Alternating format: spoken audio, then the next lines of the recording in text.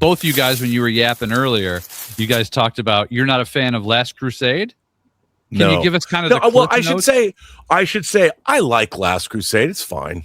My problem with Last Crusade is, like, when I see Raiders of the Lost Ark is both thrilling and it has really great comedy in it. And so you have both of those things presented very well in there's a balancing act that's happening in Raiders that to me it's perfect.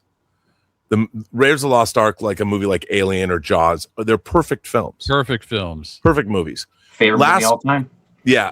To me, Last Crusade is unbalanced because what they did was so like Sean Connery's character, in my mind, he's being played for laughs. And his relationship with Indy like he's is a kooky fine. Old guy. He's kind of and they do that to everybody. Salah's a kooky old guy, and Denholm Elliott. In the first Raiders, when you meet Marcus Brody, he even says, if I was a little younger, I would have gone after the Ark myself.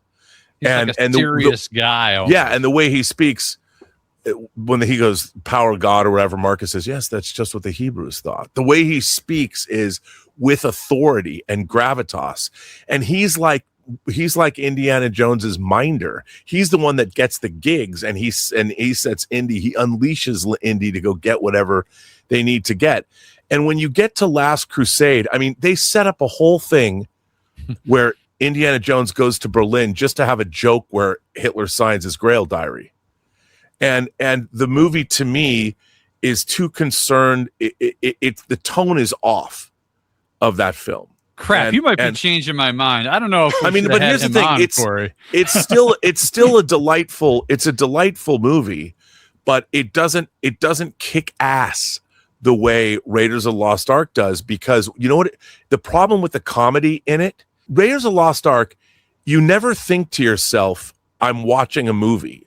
Because its tone and its colors and its feeling, it creates a tone, it creates a world, it creates a universe, and it never violates that universe.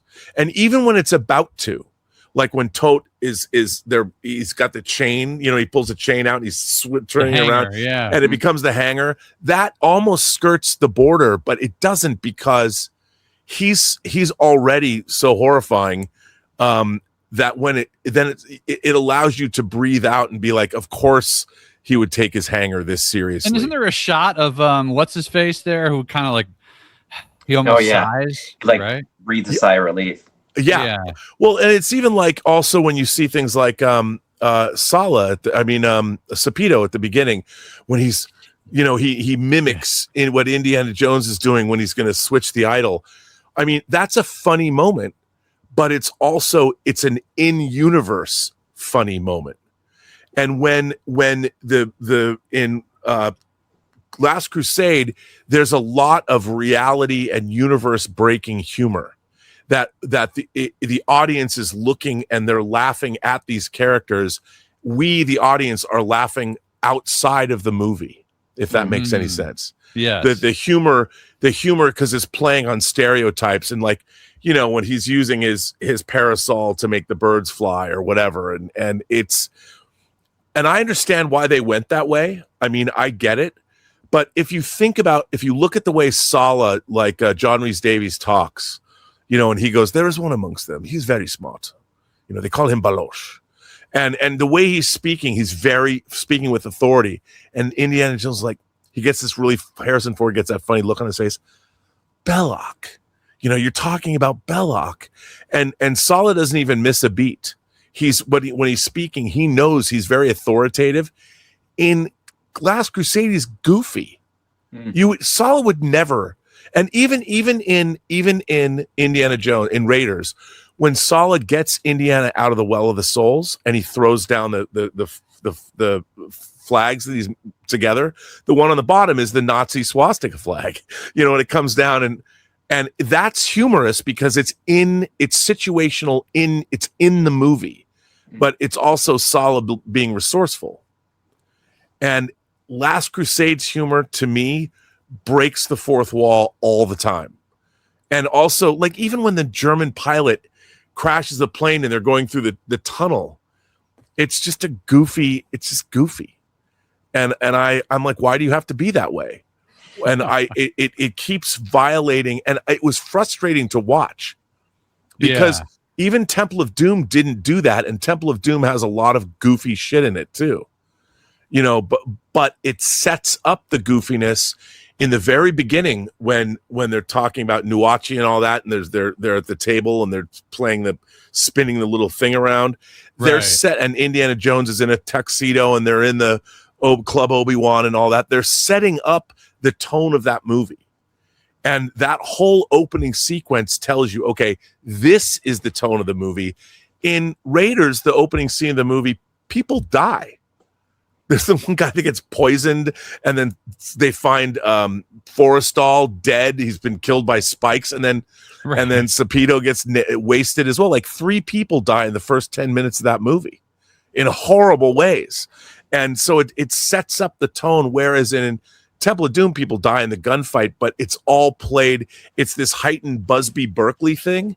So even when they're in Pankot Palace in India, I've thought about this way too much. That's okay. I love this. I love this. I've never heard this take. This is great. The Pankot Palace stuff when the monkey brains, you're playing off of the exact kind of movie that Temple of Doom is emulating, and the tone is different than Raiders. And then, of course, you know, when Molaram tears out people's hearts, it gets pretty hardcore. But the people don't like Temple of Doom as much as Raiders, because I think the fact that you get bogged down in the location and it's only in one place and stuff, I can understand that. But you must take them to the Crystal Skull then, bro. But you know what's interesting about that movie is that some of it's really good. Like the some of it, there's a lot of really great stuff in that movie. It's just the latter half goes totally off the rails. But the beginning, I mean, there's a great chase on like the Harvard campus. But that's awesome. Know, like when going in, like the nuking the fridge thing, I mean, that's something that only seems funny on a page. They should never have done that. But look at how that movie opens. A gopher. You know, you've got 3 previous movies where the Paramount Mountain dissolves into something. South America, the gong in Temple of Doom, and then in I forget where's Last Crusade. Utah. In Utah, right? There. Yeah, Utah Mountains. The flashback. All of that is great, but then it's a fucking gopher mountain in Last Crusade. Almost like he had no other ideas, right? Yeah, and who thought that was good? Then the 50s car chase, right? I mean, yeah, that could have been good if there was something really, really interesting that set it off. But the funny thing about those movies is Spielberg made all 4 of those movies. And so you look at them and you wonder, like, how did this kind of thing happen? And I spend way too much time thinking about this stuff. And it's not like I haven't seen Last Crusade 150 times.